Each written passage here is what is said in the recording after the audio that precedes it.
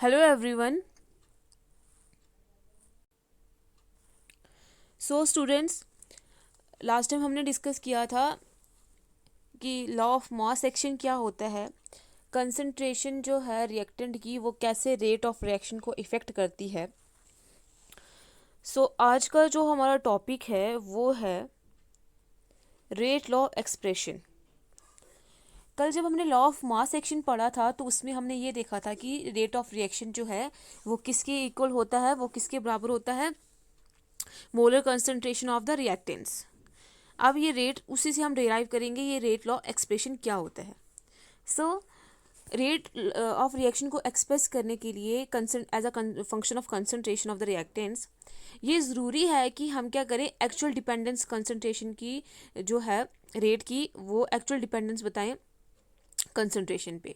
मतलब ये ज़रूरी है कि हम एक्सपेरिमेंटली सारी जो एक्चुअल डिपेंडेंस है वो कंसंट्रेशन की पता करें कि जो रिएक्टेंट स्पीशीज़ की ऊपर जो इनकी डिपेंडेंस होती है वो कैसे होती है।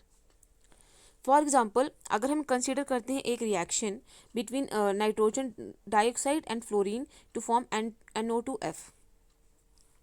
सो इस रिएक्शन में क्या होगा, NO2 रिएक्ट करेगा F2 से और क्या बना देगा NO2F। अब यहाँ पे एक एफ है, यहाँ पे दो है, यहाँ पे हम 2 लगा देंगे, फॉर्मूला तो चेंज नहीं करेंगे। तो अब एन कितने, ये कितने हो गए 2 × 4, तो यहाँ पे हम 2 लगा देंगे, रिएक्शन होगी बैलेंस्ड। अब ये दोनों क्या है, यहाँ पे रिएक्टेंट्स हैं और ये क्या है, प्रोडक्ट है। जो according to law of mass action जो रेट ऑफ रिएक्शन है वो डायरेक्टली प्रोपोर्शन होगा, किसके डायरेक्टली प्रोपोर्शन होगा, ये जो रिएक्टेंट्स होते हैं इनके मोलर कंसंट्रेशन के प्रोडक्ट के डायरेक्टली प्रोपोर्शन होगा। रेट को हम कैसे एक्सप्रेस करेंगे इस रिएक्शन के लिए, is directly proportional to reactants क्या है यहाँ पे NO2 और ये ब्रैकेट्स आ गई और F2। ये ब्रैकेट्स का मतलब क्या है, ब्रैकेट्स क्या रिप्रेजेंट करती हैं, ब्रैकेट्स रिप्रेजेंट करती हैं मोलर कंसंट्रेशन को। ब्रैकेट का मतलब क्या होता है, मोलर कंसंट्रेशन। जब हम प्रोपोर्शनलिटी का साइन हटाएंगे तो हम एक कांस्टेंट लगा देंगे K और क्या आ जाएगा NO2F2। ये के क्या है, कांस्टेंट ऑफ प्रोपोर्शनैलिटी। और जब हम रिएक्टेंट्स की कंसंट्रेशन जो है वो यूनिटी लेंगे तो ये जो कांस्टेंट होता है ये रेट ऑफ रिएक्शन के ही क्या होता है, इक्वल होता है। इस इक्वेशन के लिए रेट जो है वो इस तरीके से आएगा। अब अगर हम क्या करते हैं, एक और कंसीडर करते हैं रिएक्शन जिसमें हम क्या कर रहे हैं, डिकम्पोजिशन कर रहे हैं किसकी, डाइनाइट्रोजन पेंटॉक्साइड की। अब डाइनाइट्रोजन पेंटॉक्साइड की जब हम डिकम्पोजिशन करेंगे N2O5 तो क्या बनेगा, NO2 बनेगा और O2 बनेगा। अब यहाँ पे क्या है, ऑक्सीजन कितने हैं, 2 और 2 4, लेकिन यहाँ पे तो 5 हैं और नाइट्रोजन यहाँ पे 1 है, यहाँ पे कितने हैं, 2 हैं। अब रिएक्शन को बैलेंस करेंगे, यहाँ पे 4 लगा देंगे। अब कितने हो गए, नाइट्रोजन 4 और ऑक्सीजन कितने हो गए, 4 × 2 8 और 2 10। यहाँ पे 2 है तो यहाँ पे हम लगा देंगे 2। 2 × 5 10 ऑक्सीजन हो गया और 2 × 2 4 नाइट्रोजन हो गया। अब इस केस में रिएक्टेंट जो है वो हमारे पास एक ही है, डाइनाइट्रोजन पेंटॉक्साइड। तो अब रेट लॉ के अकॉर्डिंग इस रिएक्शन का रेट किसके बराबर होगा, रेट जो है वो डायरेक्टली प्रोपोर्शन होगा किसके, रिएक्टेंट की मोलर कंसंट्रेशन की। तो यह आ जाएगा रिएक्टेंट की मोलर कंसंट्रेशन। ठीक है, उसके बाद जब हम प्रोपोर्शनलिटी के साइन हटाएंगे तो हम लगा देंगे कांस्टेंट KN2O5। यही है, यही क्या है इस रिएक्शन का रेट है। जैसे ये हमें दिखाई दे रहा है, rate is equal to KN2O5। ये था according to law of mass action. लेकिन अगर हमें रेट ऑफ रिएक्शन को एक्सप्रेस करना है as a function of concentration of the reactants, experimentally भी हमें सारी चीज़ें ध्यान में रखनी पड़ेंगी। जैसे हम कंसिडर करते हैं एक जनरल रिएक्शन जिसमें कोई A रिएक्टेंट है और कोई B रिएक्टेंट है और कोई C रिएक्टेंट है। ये तीनों आपस में कंबाइन कर रहे हैं और क्या बना रहे हैं, प्रोडक्ट बना रहे हैं। A B C कोई रिएक्टेंट होते नहीं है, हम खाली ऐसे जनरल सपोज कर रहे हैं। हम मानते हैं कि A के हमने A मोल्स लिए हैं, इस B की हमने ये स्मॉल B मोल्स लिए हैं और इस C के हमने स्मॉल C मोल्स लिए हैं। तब जाके इन्होंने कंबाइन करा है और प्रोडक्ट में जाके क्या हो गए, कन्वर्ट हो गए हैं। इस रिएक्शन में जो A B C हैं वो क्या है, रिएक्टेंट्स हैं। और स्मॉल जो A B C हैं वो क्या है, स्टाइकोमेट्रिक कोफिशिएंट्स हैं बैलेंस्ड इक्वेशन के। स्टाइकोमेट्रिक कोफिशिएंट्स क्या होते हैं, जो हम एक केमिकल इक्वेशन में लगाते हैं बैलेंसिंग के लिए। जो हम नंबर्स लगाते हैं ना पीछे, जैसे ये हमने डाइनाइट्रोजन पेंटॉक्साइड के पीछे ये 2 लगाया है, इसके पीछे ये 4 है, ये सारे क्या होते हैं, स्टाइकोमेट्रिक कोफिशिएंट्स होते हैं जो हम एक बैलेंस केमिकल इक्वेशन के लिए यूज़ करते हैं। ये जो हमने ए बी सी लगाए हैं ये क्या है, स्टाइकोमेट्रिक कोफिशिएंट्स हैं। और इसका मतलब क्या है कि ए के ए मोल्स, बी के बी मोल्स और सी के सी मोल्स जो हैं वो कंबाइन कर रहे हैं और क्या बना रहे हैं, प्रोडक्ट बना रहे हैं। या फिर हम ऐसे बोल सकते हैं कि ए के ए मॉलिक्यूल्स, बी के बी मॉलिक्यूल्स और सी के सी मॉलिक्यूल्स जो हैं वो आपस में कंबाइन कर रहे हैं और क्या बना रहे हैं, प्रोडक्ट बना रहे हैं। अब अगर हम काइनेटिक स्टडी देखें रिएक्शन की काइनेटिक स्टडी जब हमने करी तो ये देखा, जब कंसंट्रेशन ऑफ रिएक्टेंट की डिपेंडेंस, जो रेट ऑफ रिएक्शन की डिपेंडेंस देखी कंसंट्रेशन ऑफ रिएक्टेंट्स में, तो हमें ये देखने को मिला, ये एक्सप्रेशन जो है कि जो रेट है वो डायरेक्टली प्रोपोर्शनल है ए की पावर पी के, बी की पावर क्यू के एंड सी की पावर आर के।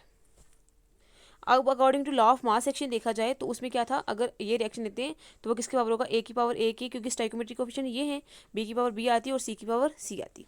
लेकिन अकॉर्डिंग टू जब हमने काइनेटिक स्टडी देखी तो उसके अकॉर्डिंग क्या है कि जो रेट है वो डायरेक्टली प्रोपोर्शनल है, अगर जो रिएक्टेंट्स होंगे ए की पावर पी, बी की पावर क्यू एंड सी की पावर आर। और जब हम प्रोपोर्शनलिटी का साइन उठाएंगे तो कांस्टेंट लग जाएगा, तो हमारे पास ये एक्सप्रेशन बनेगी। इसको हमने नाम दिया एक्सप्रेशन 1।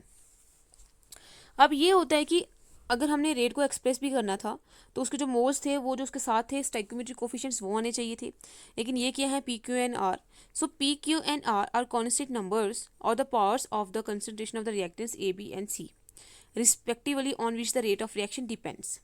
सो जो पी क्यू एंड आर हैं ये हमारे पास कुछ कांस्टेंट नंबर्स होते हैं, या फिर हम बोलेंगे जो ये रिएक्टेंट्स हैं ए बी एंड सी, इनकी कंसंट्रेशन की ये पार्ट्स हैं, तो ये हमें पार्ट्स में दिखाई दे रही हैं। तो ये जो पार्ट्स हैं इन्हीं के ऊपर जो रेट ऑफ रिएक्शन है वो डिपेंड करेगा। ये जो पावर्स हमें दिखाई दे रही है पी क्यू एंड आर, इन्हीं के ऊपर जो है रेट ऑफ रिएक्शन जो है वो डिपेंड करेगा। ये जो हमने स्टाइकोमेट्रिक कोएफिशिएंट्स यूज़ करे हैं ए बी एंड सी, ये बिल्कुल अलग हैं, लेकिन ये जो पार्ट्स हैं जो हमने यूज़ करी है ये कुछ कॉन्स्टेंट नंबर्स हैं जिनके ऊपर जो रिएक्टेंट की कंसनट्रेशन है ए बी एंड सी की वो क्या करती हैं, डिपेंड करती हैं, या फिर क्या करेंगी, रेट ऑफ रिएक्शन जो है वो इनके ऊपर डिपेंड करेगा। यहाँ पे जो पी है वो क्या सजेस्ट कर रहा है, पी ये सजेस्ट कर रहा है कि कैसे जो कंसंट्रेशन है रिएक्टेंट ए की, क्योंकि पी जो पावर ए की है, कैसे जो कंसंट्रेशन है रिएक्टेंट ए की वो इफेक्ट करेगी रेट को। वैसे ही क्यू क्या सजेस्ट कर रहा है, क्यू ये सजेस्ट कर रहा है कि कैसे जो कंसंट्रेशन है रिएक्टेंट बी की वो इफेक्ट करेगी रेट ऑफ रिएक्शन को। फिर उसके बाद आर क्या सजेस्ट कर रहा है, आर ये सजेस्ट कर रहा है कि कैसे जो कंसंट्रेशन है रिएक्टेंट सी की वो इफेक्ट करेगी किसको, रेट ऑफ रिएक्शन को। जो पी क्यू एन जो ये पावर है जो ये ए बी एंड सी के कंसंट्रेशन के ऊपर दिखाई दे रही है, ये सजेस्ट करेंगे कि कैसे इन तीनों की जो रिएक्टेंट्स की जो कंसंट्रेशन है वो रेट ऑफ रिएक्शन को इफेक्ट करेंगी। ये है इनका सिग्निफिकेंट। लेकिन एक चीज़ हमें ध्यान में रखनी है कि जो पी क्यू एन आर हैं जो हमने यूज़ करे हैं ये हम एक्सपेरिमेंटली डिटरमाइन करेंगे, और ये जो ए बी एंड सी जो स्टाइकोमेट्रिक कोफिशिएंट्स हैं जो रिएक्शन में हैं, ए के ए मोल्स, ये जो स्टाइकोमेट्रिक कोफिशिएंट हमें दिखाई दे रहे हैं इस रिएक्शन में, ये इनके बराबर हो भी सकते हैं और इनकी वैल्यू जो है वो इनके बराबर हो भी सकती है और नहीं भी हो सकती है। ज़रूरी नहीं है कि ये इक्वल होंगे, इनकी वैल्यू जो है वो इनके बराबर हो भी सकती है और नहीं भी हो सकती है। ये जो एक्सप्रेशन 1 है ये हमें दिखाई दे रही है, जो यही है रेट लॉ और रेट लॉ एक्सप्रेशन। और इसमें रेट लॉ जो है इसको हम अब कैसे डिफाइन करेंगे, इस एक्सप्रेशन से हम इसको कैसे डिफाइन कर सकते हैं, the mathematical expression which denotes the rate of reaction.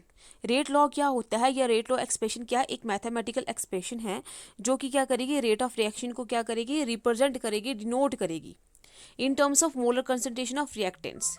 लेकिन क्या किस टर्म में, in terms of molar concentration of reactants की मोलर कंसंट्रेशन के टर्म्स में, with each term raise to some power, जिसमें हर एक टर्म जो है उसमें कुछ पावर्स होंगी, विच मे और may not be same as stoichiometric coefficient. जो स्टाइकोमेट्रिक कोफिशिएंट जो होंगे रिएक्शन में उनके बराबर हो भी सकती हैं या नहीं भी हो सकती हैं of the reacting species in a balanced chemical equation.